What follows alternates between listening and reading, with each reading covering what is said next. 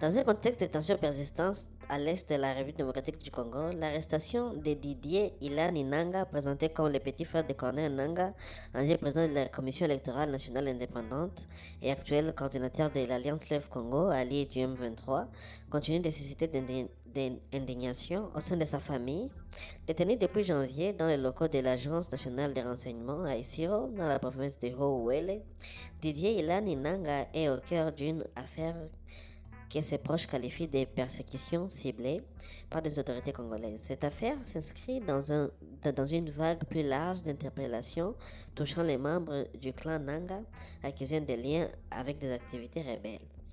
Didier Ilani Nanga, frère biologique de Corneille Nanga, a été arrêté par les forces de sécurité congolaises début janvier 2026, selon des sources coordonnantes. Il est détenu depuis plus de 13 jours dans un local de l'ANR à Isiro, sans aucun motif officiel n'a été communiqué, ni qu'une procédure judiciaire régulière n'a été engagée. La famille Nanga, dans un communiqué publié le 18 janvier 2026, a dénoncé cette détention comme une escalade de répression et d'intimidation visant ses membres depuis la création de l'AFC M23 par Corneille Nanga en décembre 2023. Les circonstances exactes de l'arrestation restent floues, mais l'information indique qu'elle serait liée au contentieux minier concernant une concession d'exploration d'or dans la région du Haut-Ouele. Didier Ilani Nanga avait déjà été entendu à plusieurs reprises par les services de sécurité à ce sujet, ce qui suggère que l'affaire pourrait être un prétexte pour des motivations politiques plus profondes.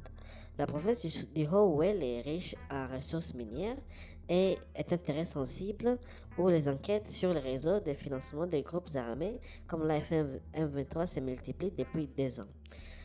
Des perquisitions antérieures, notamment en 2024, dans les territoires de Wamba, avaient déjà ciblé des caches d'armes et des intérêts miniers liés à Corneille Nanga. Peu d'informations publiques sont disponibles sur Didier Indani, qui semble mener une vie discrète loin des projecteurs politiques occupés par son frère aîné.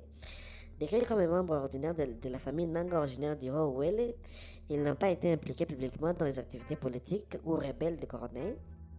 Cependant, sa proximité familiale avec le leader de l'AFC l'a placé dans les viseurs de l'autorité. Des membres de la société civile locale ont confirmé son arrestation, affirmant qu'il est détenu sans accès à un avocat ou à sa famille depuis son interpellation.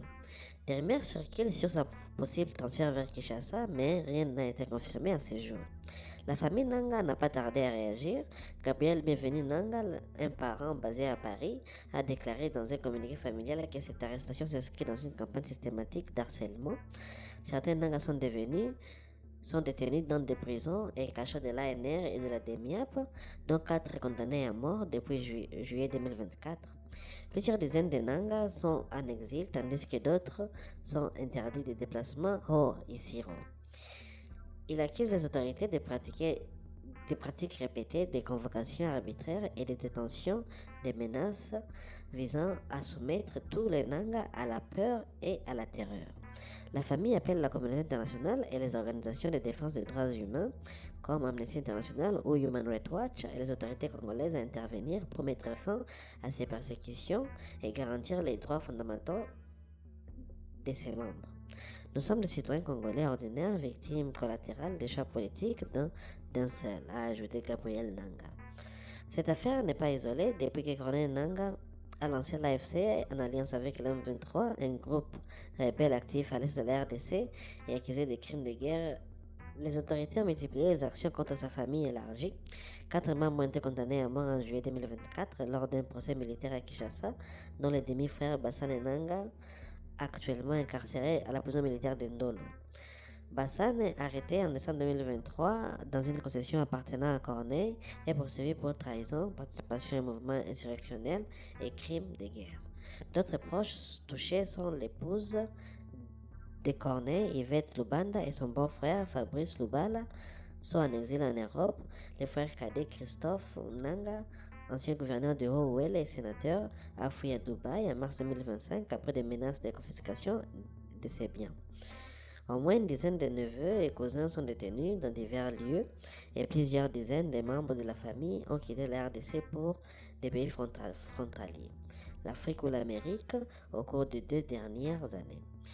Même le père de Corneille Nangaa, âgé de 86 ans, a fait l'objet d'une persécution en 2024. Ces actions sont justifiées par les autorités comme des enquêtes sur des réseaux de financement rebelles et des intérêts illégaux. Mais la famille y voit une stratégie pour affaiblir l'opposition politique. Corneille Nangaa, né en 1970, a dirigé la CENI de 2015 à 2021, période marquée par des controverses électorales, notamment lors des élections de Félix Tshisekedi en 2018, accusé de fraude. Il a fui le pays et fondé la FC23 en 2023, une plateforme politico-militaire alliée au M23, soutenue selon Kinshasa par le Rwanda, allégation démentie par Kigali. L'AFC est impliquée dans le combat dans le nord et sud Kivu et Ituri, où des milliers de civils ont été déplacés. Nangaa lui-même a été condamné à mort par contumace en juillet 2024. Les autorités congolaises n'ont pas répondu aux demandes de commentaires sur l'affaire Didier, mais des sources sécuritaires anonymes affirment que les enquêtes visent à démanteler le soutien logistique à l'AFC 23. Alors que la RDC fait face à une insécurité persistante à l'Est, avec des implications régionales impliquant le Rwanda et l'Ouganda, l'arrestation de Didier soulève des questions sur les limites entre lutte antiterroriste et abus de pouvoir. Les organisations contre la Ligue des droits de l'homme en RDC appellent à une enquête indépendante pour vérifier si ces détentions respectent les normes internationales. Pour l'heure, Didier Elani Nangaa reste derrière les barreaux de l'ANR, symbole d'une famille déchirée par la politique. Sa libération ou un procès équitable pourrait apaiser les tensions, mais le climat actuel, les perspectives restent incertaines.